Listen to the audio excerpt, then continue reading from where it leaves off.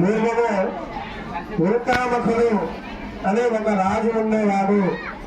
తన భార్య అయిన గుణవతితో కలిసి భద్రశీల నదీ తీరంలో ఈ యొక్క సత్యనారాయణ స్వామి వ్రతాన్ని ఆచరిస్తూ ఉంటారు.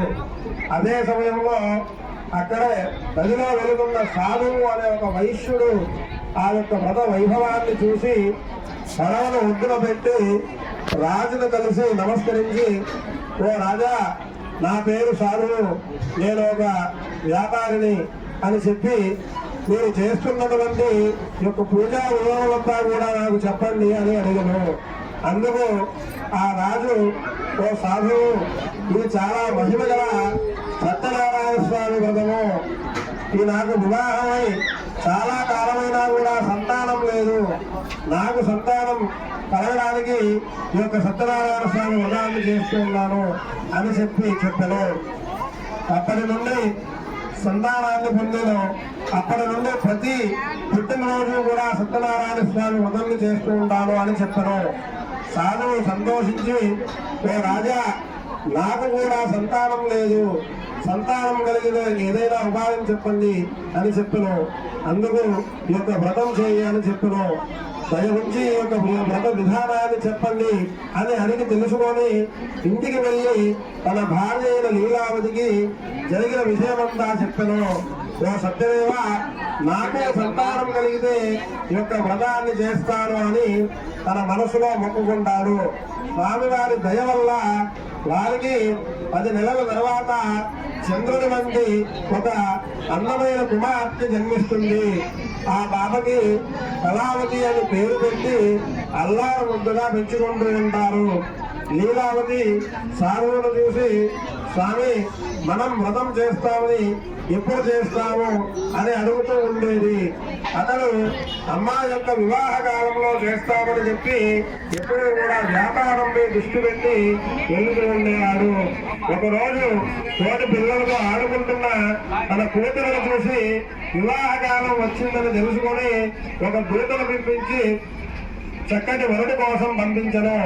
ఆ దూత చాలా పట్టణాలు తిరిగి అక్కడ దగ్గర ఉన్న కాంచన నగరము అని ఒక పట్టణంలోకి వెళ్ళి మంచి గుణవంతులైన ఒక అందమైన వరుడిని తీసుకొచ్చును.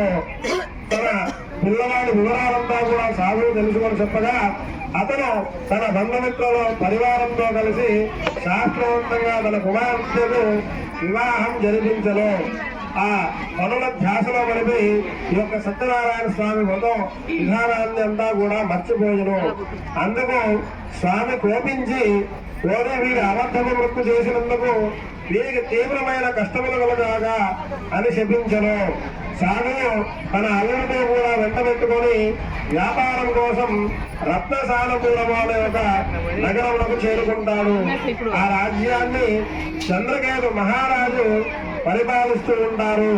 ఆ వర్తకులు వ్యాపారాన్ని పూర్తి చేసుకొని అలసిపోయి ఒక చెట్టు కింద నిద్రిస్తూ ఉంటారు.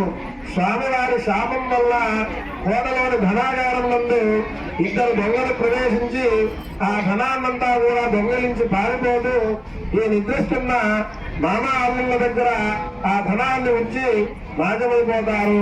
ఆ దొంగలు వెంబడించి బట్టలు నిద్రిస్తున్న వర్తకులే ఈ యొక్క దొంగలు అనుకొని వారిద్దరినీ కూడా బంధించి రాజు దగ్గరకు తీసుకెళ్తారు.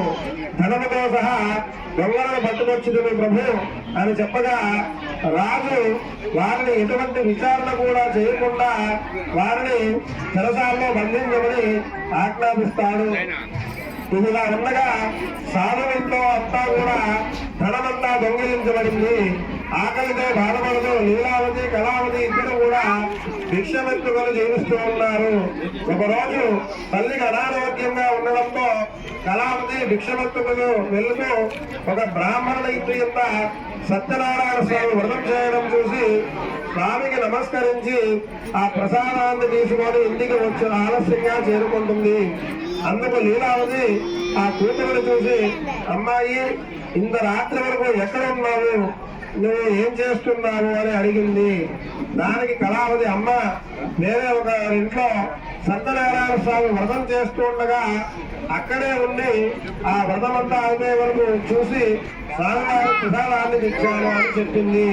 దానికి లీలావతి సంతోషించి, అమ్మాయి నీవు మాకు సత్యనారాయణ స్వామి అనుగ్రహం వల్ల కలిగాము, మాకు కూడా సంతానం కలిగితే సత్యనారాయణ స్వామి వ్రతం చేస్తామని చెప్పి చెయ్యకపోవడం వల్లే మనం ఇటువంటి దుఃఖాలంతా కూడా కష్టాలు పడుతున్నాము అని అనుకొని నా భర్త తప్పును క్షమించమని ప్రార్థించింది. భర్త అల్లుడు ఇద్దరు కూడా క్షేమంగా ఇంటికి రావాలని భక్తిలో వ్రతాన్ని చేసింది. అందుకే సత్యదేవుడు సంతోషించి ఆ రోజు రాత్రి చంద్రకేతు మహారాజు కలలో కనిపించి, నీ కారాగార గృహంలో బందీలుగా ఉన్న భక్తులు నిజమైన దొంగలు కాదు, నా భక్తులు వారు, వారిని విడిచిపెట్టు, లేకుంటే నీ ధనము నీ రాజ్యం అంతా కూడా నాశనం అవుతుంది అని చెప్పాను. చంద్రకేతు మహారాజు ఉదయం సభ చేసి మంత్రి పురోహితాదులందరినీ కూడా పిలిపించి తన కళను చెప్పి భటులను ఆ వర్తకులంతా కూడా పిలిపించి వారికి క్షురకర్మాధికారంతా కూడా చేయించి మంచి వస్త్రాలన్నీ కూడా ఇచ్చి అనేక రత్నాలు వజ్రాలు వైఢూర్యాలు విశేషమైన ధనం ఇచ్చి, మీకు ఏదో దైవ ప్రతికూల్యం వల్ల ఇటువంటి ఇబ్బంది కలిగింది, ఇక మీద మీకు జాగ్రత్తగా ఉండండి, ఎటువంటి ఇబ్బంది లేదు అని చెప్పి మీకోసం మంచి పడవలు ఏర్పాటు చేయించాను, మీరు క్షేమంగా ఇంటికి చేరుకోండి అని చెప్పాను అని చెప్పి ఆ రాజు భక్తులను విడిపించను. రమారమణ గోవింద విడిపించిన తర్వాత వీళ్ళిద్దరూ కూడా వాళ్ళ ఊరికి బయలుదేరుతారు. అప్పుడు ఆ భగవంతుడు వీళ్ళిద్దరినీ కూడా పరీక్ష చేయాలని, వీళ్ళ భక్తి ఎటువంటిది అని పరీక్ష చేయాలని ఒక సాధువు రూపంలో వచ్చి ఆ యొక్క వాళ్ళు మీ దగ్గర ఈ పడవలో ఉన్న సంచులు ఏమిటి అని అడిగాను. అప్పుడు వాళ్ళిద్దరూ కూడా ఆయన చూసి ఎవరో దొంగ సన్యాసిగా ఉన్నాడు అని చెప్పేసి, మా పడవలో ఏముంటే నీకెందుకు, మా పడవలో ఆకులు అలవలే ఉన్నాయి అని చెప్పాను. అప్పుడు ఆ సన్యాసి తథాస్తు అన్నాడు. అట్లే అవిగాక అని చెప్పేసి అతను అంతర్ధానమయ్యాము. ఆ వర్తకులు అపహరించాలని వచ్చినటువంటి అనుకుని, స్వామి మేము మొక్కల వ్యాపారంలో ఇందులో ఆకలి అలవలు తప్ప ఇంక ఏమీ లేవు అని చెప్పాను. తథాస్తు అని దూరంగా వెళ్ళిపోయాను. కొద్దిసేపటికి పడవ తేలికగా ఉండడం చూసి సందేహంతో వస్తువుల పైన ఉన్న కప్పిన వస్త్రాన్ని తీసి చూస్తే లోపలంతా కూడా ధనమంతా కూడా ఆకులు అలవగా మారిపోయాను. అది చేసి కొద్దిసేపటికి మూర్ఛిల్లిపోతారు వారిద్దరూ కూడా. మళ్ళీ కొద్దిసేపటికి వెలుగువ తెచ్చుకొని, వచ్చిన వాడు ఎవరో దొంగ సన్యాసి కాదు, నిజంగా మహిమ కలవాడు, ఆయన్ని కలిస్తే మన ధనాన్నంతా కూడా ఇవ్వగలని ఆ సన్యాసిని వెతుక్కుంటూ వెళ్తారు. నమస్కరించి, స్వామి మా తప్పును క్షమించండి, మా ధనాన్ని మాకు కలిగేలా అనుగ్రహించండి అని వేడుకుంటారు. నీకు సంతానం కలగడంతో స్వామివారి యొక్క వ్రతాన్ని చేస్తారని స్వామివారికి చెప్పినటువంటి మాటని మర్చిపోయావు, నీ అబద్ధను మృక్కు చేశావు, అందువల్లే నువ్వు ఇలాంటి కష్టాలన్నీ కూడా అనుభవిస్తున్నావు. ఎంత తొందరగా నీవు సత్యనారాయణ స్వామి వ్రతాన్ని ఆచరిస్తే నీకంతా కూడా మంచి జరుగుతుంది.